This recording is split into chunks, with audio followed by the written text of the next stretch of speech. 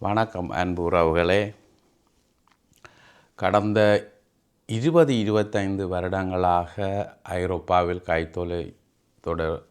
தொலைபேசி இருந்தாலும் கடந்த ஒரு 10-15 வருடங்களாக நீங்கள் எங்கு திரும்பினாலும் எங்கு பார்த்தாலும் எங்களுடைய தமிழ் ஆன்டிமார்களின் கையில் ஒரு தொலைபேசி இருப்பதை பார்த்திருப்பீர்கள். சித்தப்பாமார் எல்லாம் சுருண்டு படுத்து விட்டார்கள். வெளியால் வந்தால் வீடு ஏதாவது ஒரு பியர் அடிச்சிட்டு டிவியை பார்த்துட்டு படுத்துடுவார். இதை நான் ஏன் சொல்ல வாரேன் என்று சொன்னால், இங்கே ஒரு பழமொழி இருக்கிறது. எல்லா விஷயத்திலும் நன்மையும் உண்டு, தீமையும் உண்டு. கடந்த 15 வருடங்களாக கைத்தொலைபேசி கையில் கிடைத்ததும் ஆன்டிமார் நினைத்தார்கள் எங்களுக்கு சுதந்திரம் கிடைத்து விட்டது. உண்மைதான். அவர்கள் பல விஷயங்களை அவர்களே தாங்களாகவே தீர்த்து கொள்கிறார்கள். ஆனால் சில தீமைகளும் நடக்கின்றது. நான் இந்த வீடியோவை போடும் முன்பு உங்களுக்கு ஒன்றை கூறிக்கொள்ள விரும்புகிறேன். எனது யூடியூப்பாக இருந்தாலும் டிக்டாக், இன்ஸ்டாகிராம், ட்விட்டர், ஃபேஸ்புக் சட்டப்படி பதிவு செய்யப்பட்டது. அரசாங்கத்தால் அங்கீகாரம் பெற்ற ஒரு சோஷியல் மீடியா. எந்த விஷயத்தை போட்டாலும் முதலில் அதை வடிவாக ஆராய்ந்து உண்மையா இல்லையா என்று முடிவெடுத்ததன் பின்பு தான் நான் போடுவது வழக்கம். இந்த வீடியோ யூடியூப்பில் 2 வருடங்களாக ஓடிக்கொண்டிருக்கிறது. ஆயிரக்கணக்கான மக்களின் விமர்சனங்கள், நல்ல விமர்சனங்களும் 3, கெட்டவைகளும் 3 எல்லாம் வரவேற்கப்படுகின்றன. நான் இங்கே என்ன கூற வர விரும்புகின்றேன் என்று சொன்னால், கடந்த 10 வருடங்களாக இங்கு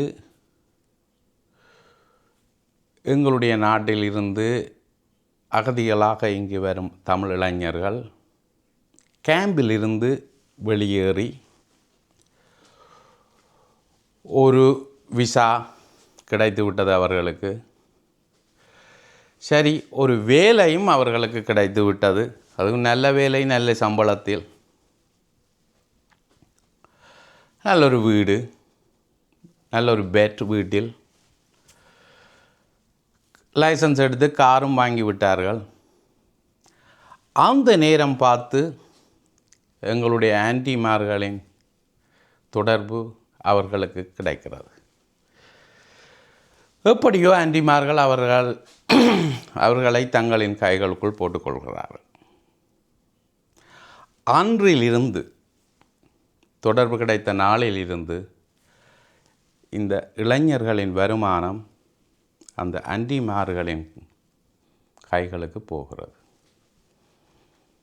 ஆன்டி சீட்டு கட்டுகிறா, ஒன்றுக்கு 3, 4. ஸ்ரீலங்காவில் வீடு கட்ட தொடங்கிவிட்டா, நல்ல கார் ஓடுகிறா, நகைகள் எல்லாம் சிங்கப்பூரிலிருந்து வருகிறது. இது சித்தப்பமாருக்கு தெரியாதா, அல்லது தெரிந்தும் தெரியாத மாதிரி இருக்கிறார்களா? நான் சில இளைஞர்களை சந்தித்தேன். இதை பற்றித்தான் இப்பொழுது ஐரோப்பாவில் பலராலும் பேசப்படும் ஒரு விடயம்.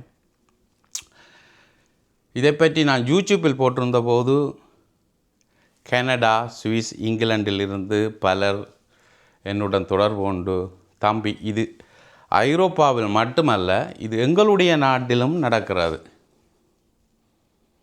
யாராவது ஒருவர் இதை வெளிக்கொண்டு வர வேண்டும். இந்த இளைஞர்கள் 5 வருடம் 10 வருடம் தங்களுடைய உழைப்பு முழுவதும் ஆன்டிமார்களை போய் சேருகிறது.